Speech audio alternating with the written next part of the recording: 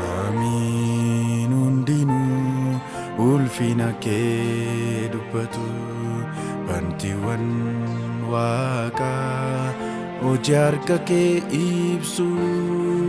Guyyaan guyyaatti dubbii dabarsaa, halkan biraat beekumsa mul'isa.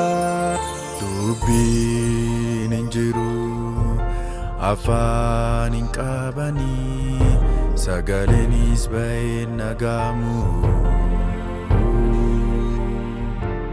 Garuu sagaleen isaanii daarii lafaatti dhaga'ama. Guyyaa guyyaatti yeroo hundumaa waaqummaa keetu himama.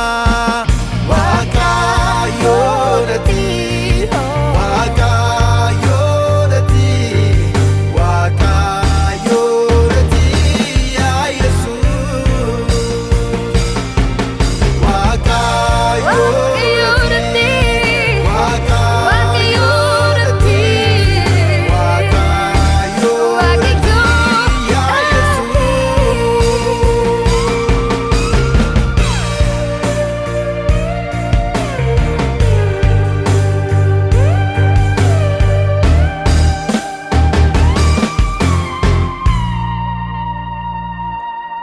ol jedhee gara samii kanaa yeroon ilaalu, gaarotaaf lageen yemmuutti mil'adhu.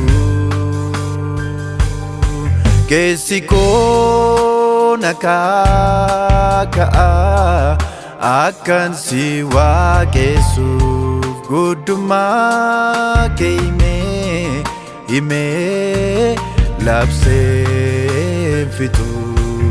Guddaati, guddaati, guddaati, yaa Yesuus.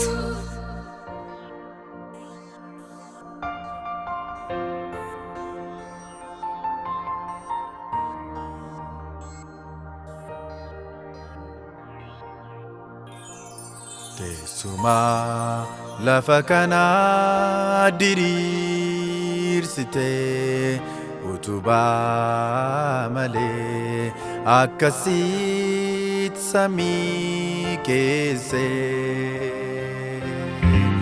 Uumama hundumaa siidha kan taasisee, gosa gosa isaaniin Waaqayyo suma jiraachise.